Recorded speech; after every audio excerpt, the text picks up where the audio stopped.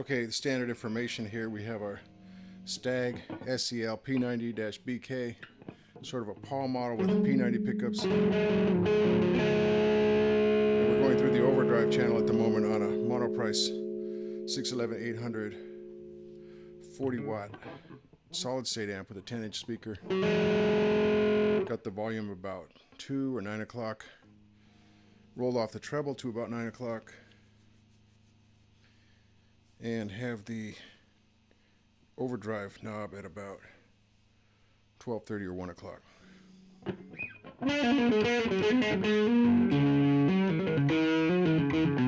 we're demoing the Biyang CH7. I've demoed this before. I had a shootout between this and the monoprice, but I thought I would make a dedicated video for each of the pedals that have passed through here.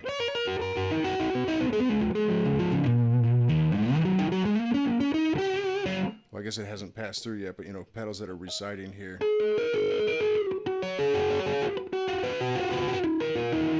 Well, let's get to the pedal.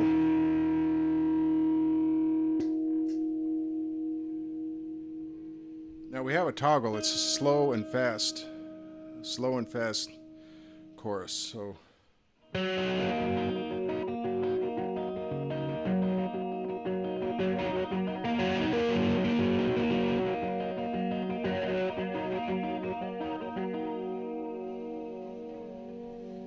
that knob in the middle is our speed.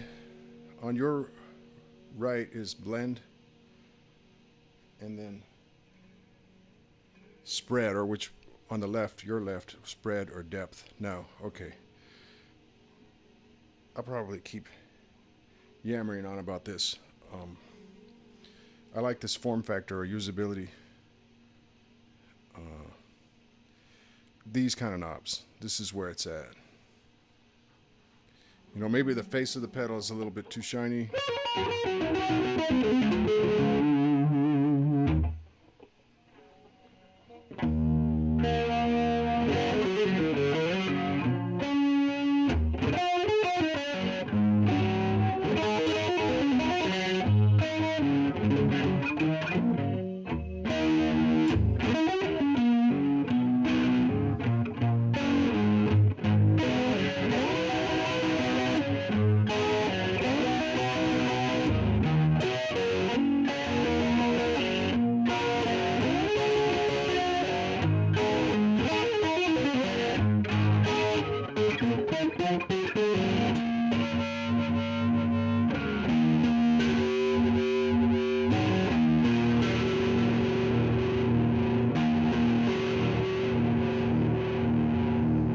Okay, well, I just had a thought when I was playing. I was thinking, this is kind of the sound that I'm after. I remember in that previous video I said, this is the last chorus I'm ever going to need, unless I get a stereo chorus. Well, I kind of lied. I've got a bunch of other choruses, and but at least to my partial credit, one or two of them are stereo chorus.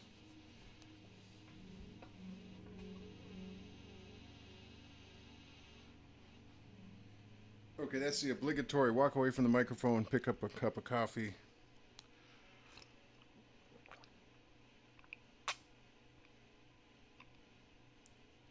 Now the sip. And I'm back. Okay, so I'm laughing. When I was a kid, my brother said, Andy, he said, he was very serious. I don't know if he knew what he was talking about or not, but he said, Andy, you gotta stay out of that acid rock stuff, man. Like that Beatles White Album or whatever. You got to avoid the acid rock, man. Don't ever do that acid rock, man. So this must have been in about, what, 1970, 1969? Stay away from that acid rock, little brother.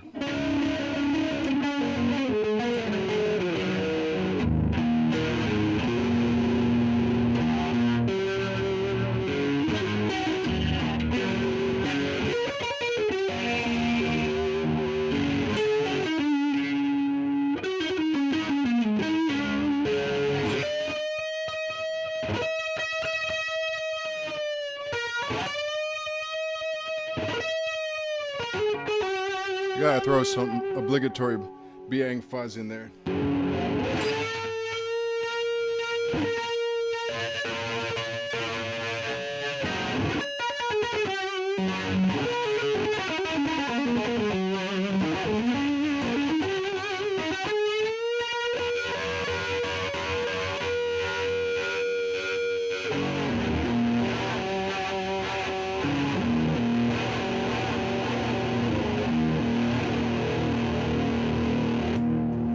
Okay, I know I was trying to demo more or less one pedal per video. Sometimes I just can't help myself.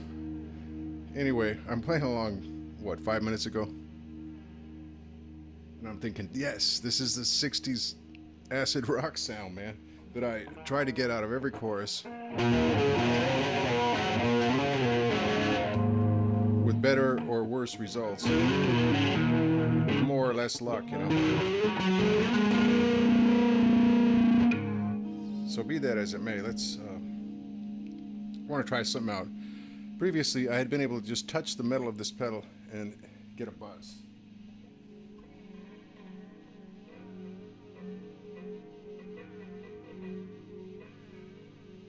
So that effect is gone this afternoon. Well, it's like my pedals are healing themselves or something. You know, maybe I had a bogus power supply. Right now I'm using a Behringer 300 milliamp for the entire chain. And then there's like one pedal out of this whole bunch that I could have sworn the manual says needs a 400 or 500 milliamp power supply, but I can't remember which one it was, and I can't find it in any of the manuals. And then there's my little pet peeve. It leads right into my pet peeves. Could these manufacturers, all pedal manufacturers everywhere in the world, regardless of their form factor or anything, could they put the milliamp rating on the pedal itself so you don't have to refer to the manual or some online source like Effects Database to try to figure out the milliamp rating? Now I have all 9-volt pedals, so they all say 9 volt. Okay, we get that, but man, that milliamp rating would be really handy for some of these, especially the ones that take a little more juice, you know. Because I've read that if you underpower a pedal, it's going to burn out or ruin the electronics of the pedal. Overpowering it, at least to some extent, is not a problem. Because a lot of these pedals are only taking 15, 20, 25 milliamps, 50 milliamps, you know, and they work fine with a 300 milliamp power supply. Now, if you plug in a 1 amp power supply, some of these pedals might start complaining a little bit.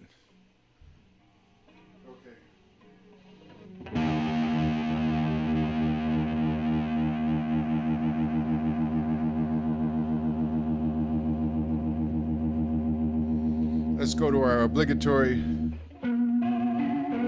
trying to make it sound like an organ.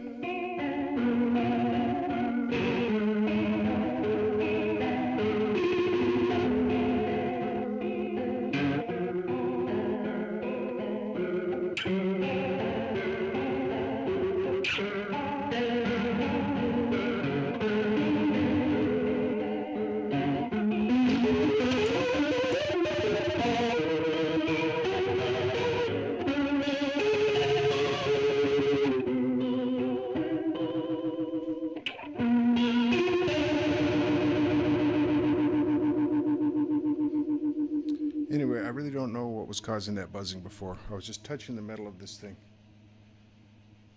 And it was going every time I touched it, right? Not today. So this is a good day for pedals in this room.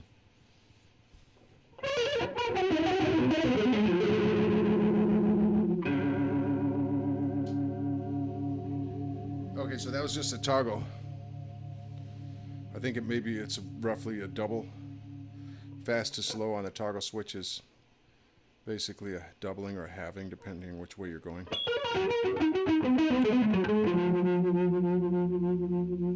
Man, this is a sweet chorus.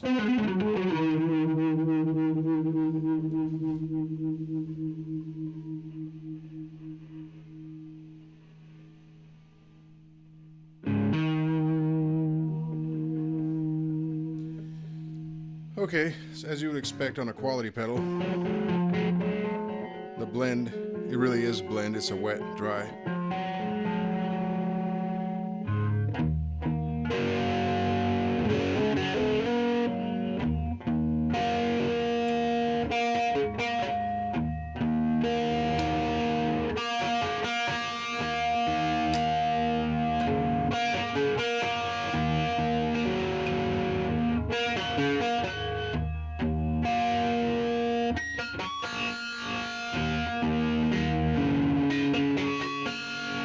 I just made an interesting discovery about this guitar.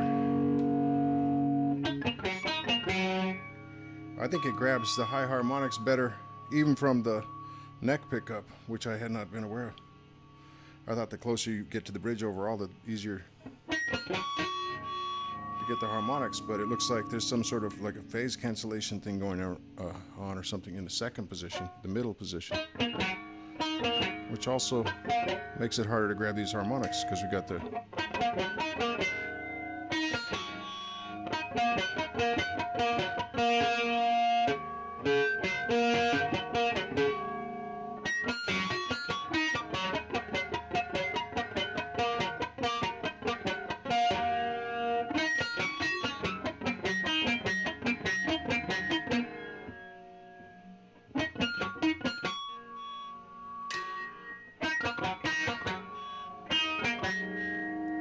Okay, enough of that nonsense.